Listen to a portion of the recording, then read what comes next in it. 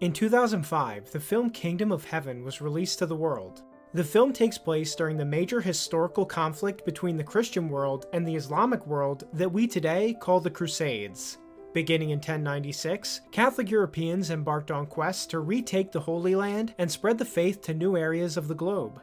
You would think that in a historical drama like this, we would get a fair portrayal of both sides, with the nuances of the conflict being shown. We don't. The film portrays the Christian Crusaders as bloodthirsty barbarians, while their Islamic opponents are shown as intelligent and peaceful.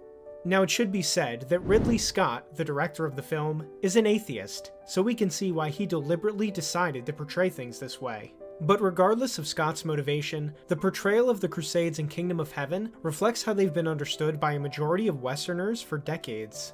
Documentaries like the History Channel's Mankind, the Story of Us single out the Crusades as a uniquely evil chapter of human history. I think of all the wars fought over religion, the Crusades belong in their own category. It is one of the most shameful undertakings ever embarked upon by our species. In all of these cases, the same narrative is presented. One day, crazy Christians decided to attack the peaceful and enlightened Islamic world just because they could. The events are held as a staple of why we need separation of church and state, and why Catholicism should have no place in government. We're led to believe that if Christians have power again, they'll start unnecessary wars of religion, just like the Crusades. But in reality, there are few events in history more misunderstood than the Crusades. This is why I'm making this video. The popular understanding of the Crusades is dead wrong, and I'm here to explain why. In this video, you'll be finding out why the Crusades were not only morally justified, but were actually a historic achievement. Buckle up, because there's a lot to cover. Let's travel back in time to 600 AD, roughly 500 years before the First Crusade.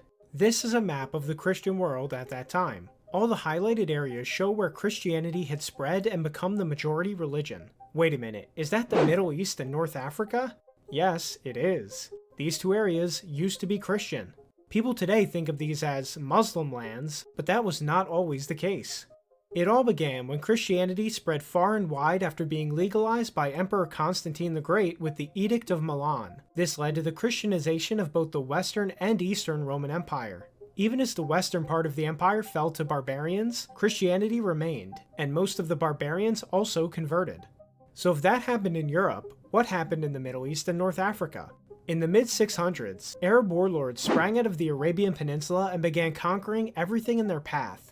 They brought with them their own religion, Islam, and unlike European barbarians, they did not convert to Christianity. The Middle East at the time was dominated by two superpowers, the Christian Eastern Roman Empire, or the Byzantine Empire, and the Zoroastrian Sassanid Empire. Unfortunately for them both, they had just fought each other in a gigantic war lasting 25 years and had drained themselves of key resources. Because of this, neither was prepared for the invasions that hit them. The Byzantines lost all of Africa and the Levant, while the Sassanid Empire collapsed completely. The most important loss for the Christian world, though, was the loss of the Holy Land. By 900 AD, Islam had expanded, by conquest, all the way to France and southern Italy. Now, I'm not going to moralize about this. Conquest and wars of expansion have been common all through history, and Islam followed in that same mold.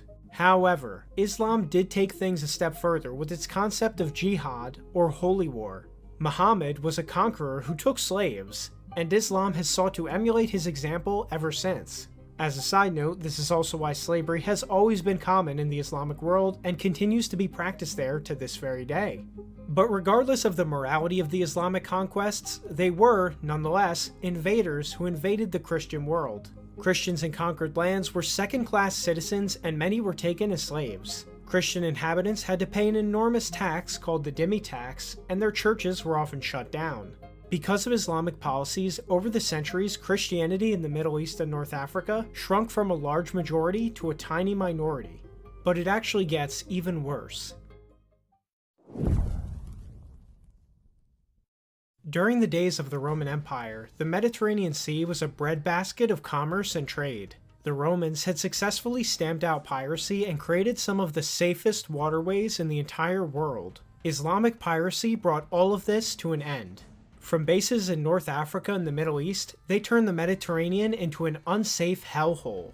This crashed the European economy and made Europe a miserable place for commerce for almost 400 years. Islam's so-called Golden Age came at Europe and Christianity's expense. This is the true reason that many consider the years 600 AD to 1000 AD a dark age for Europe. It was literally cut off from the entire world and constantly under attack. It was in this hellish environment that Christendom finally started to have enough.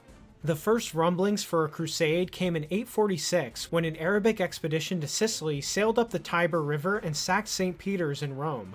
A synod in France called for Christian sovereigns to rally against the enemies of Christ, and the Pope, Leo IV, offered a heavenly reward to those who died fighting the Muslims. But it was around 1000 AD when things really escalated on multiple fronts. In the west, the Islamic Caliphate of Cordoba in Iberia began expanding north. It conquered, burned, and enslaved its way through multiple Christian cities, including Barcelona and Leon. It was this expansion campaign that finally provoked the Christian kingdoms to launch the Reconquista to retake Iberia from Islam. But if things looked rough in Western Christendom, they were even worse in the East. In the late 900s, a Central Asian Muslim group called the Seljuk Turks began migrating into Anatolia. In 1064, they completely conquered Armenia and sacked its capital, Ani.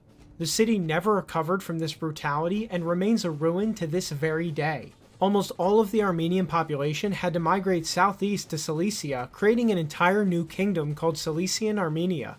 In other words, Islam had made the Armenian homeland unlivable. The Turks then turned their expansion into the Byzantine Empire. They began invading western Anatolia in droves. The Byzantines tried to launch counterattacks, but were ultimately defeated at the Battle of Manzikert. After this defeat, Turks began mass migrating into Anatolia, completely altering its demographics. Another region of the Christian world had just become Islamic by force. Here's how historian John J. O'Neill describes the circumstances. These, then, are the major political events which prefigured the First Crusade. Within a span of 35 years, the Turks had seized control of Christian territories larger than the entire region of France, and now they were a real threat to Europe. Now by this point, the Byzantine Empire realized it was incapable of stopping the Islamic hordes by itself. Emperor Alexius Comnenus made a desperate appeal to the Pope and Western Christendom for aid.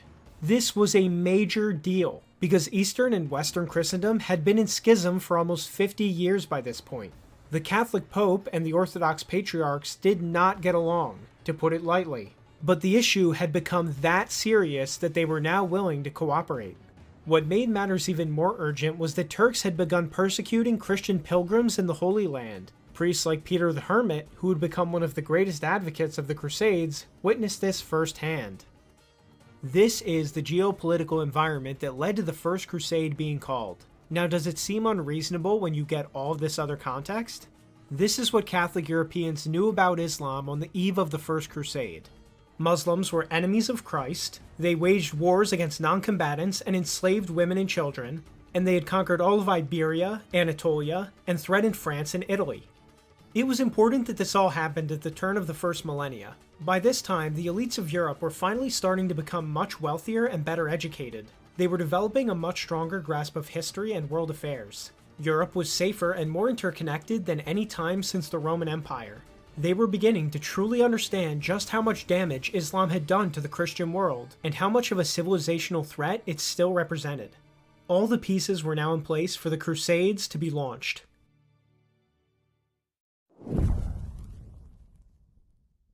In 1095, the moment had arrived. Pope Urban II called for the First Crusade to retake the Holy Land and drive back Islam. It would be the first of many. An excerpt from Urban's crusade speech reads, "Your brethren who live in the East are in urgent need of your help, and you must hasten to give them the aid which has been promised them. The heathens have killed many, and they have destroyed churches and devastated the Greek Empire. If you permit them to continue with impunity, the faithful of God will be much more widely attacked by them. On this account, I, or rather the Lord, beseech you as Christ's heralds to publish this everywhere, and to persuade all people of whatever rank to carry aid promptly to those Christians. Let therefore hatred depart from among you. Let your quarrels end. Let wars cease. And let all dissensions and controversies slumber."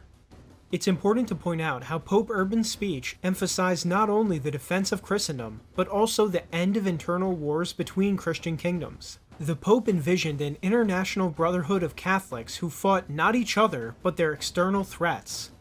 In any case, the call for crusade was extremely well received. The news spread through all of Europe like wildfire. Tens of thousands of faithful Catholics all across Europe answered the Pope's call. Lowly peasants, ambitious knights, even kings. French, English, Flemish, German, people from all walks of life and all nationalities were inspired to fight for Christendom.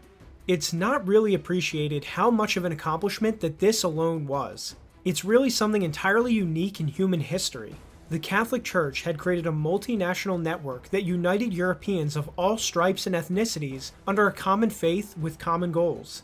So many different Europeans being united by one religion and engaging in a civilization-wide struggle had not happened before and has not happened since. Catholicism achieved what hundreds of other religions and ideologies could not, and perhaps this is why our modern secular system demonizes the Crusades.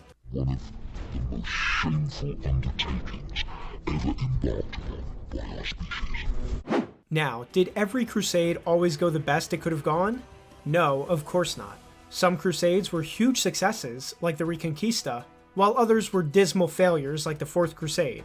But even the failures are understandable in context. Crusaders were going halfway across the world to fight unfamiliar enemies on their own home turf. The logistics of the Crusades alone were a monumental undertaking, and despite all these challenges, the Christian forces still often came out on top.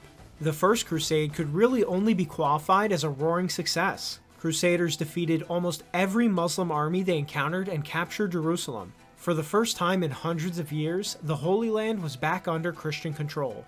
The First Crusade also established Crusader states that would remain in the Middle East for another century. One crusade I personally like was the Sixth Crusade. Jerusalem had fallen back into Muslim hands, but they had started to fight each other in a civil war. Emperor Frederick II of the Holy Roman Empire negotiated a peaceful transfer of Jerusalem back into Christian rule. Jerusalem was retaken without a single drop of blood being spilled. A decisive diplomatic victory, even if the Muslims would eventually take it back. As you can tell, during this time period it was hard for just about anybody to hold on to Jerusalem for long. In the end, the Crusades secured Christendom's western flank and bought its eastern flank another 300 years. It wasn't until the emergence of the Ottoman Empire in the 1300s that Islam once again threatened Europe. But even when that happened, Crusaders once again went out to stop them. The Crusade of Nicopolis and the Crusade of Varna are two big examples of this. While they didn't succeed in stopping the Ottomans, they did show that Christendom was still capable of uniting to fight common threats in the name of God. And in the end, 300 years later in the 1600s, Ottoman power would be broken by what was basically a crusade. The Christian Holy League of Austria, Poland, Venice, and Russia united to defeat the Ottomans and drive them back from Europe. Despite all of this, some people say the Crusades failed. But did they? Europe was Christian when the Crusades were launched, and it's still majority Christian today, 1,000 years later, although it is secularizing due to modernist ideologies. Ironically, it's only after the Pope lost his power to call crusades that Christianity started to decline in Europe. But when we look back at these events, history shows it's not a shameful chapter of Catholic history, but the total opposite. The Christian world defended itself and spread the faith abroad after hundreds and hundreds of years of abuse. And that, ladies and gentlemen, is why the Crusades were awesome indeed. This has been Pax, and thank you so much for watching. If you'd like to see more videos, please consider supporting the channel. Also leave a comment letting me know your thoughts on everything. As always, I will see you in the next video.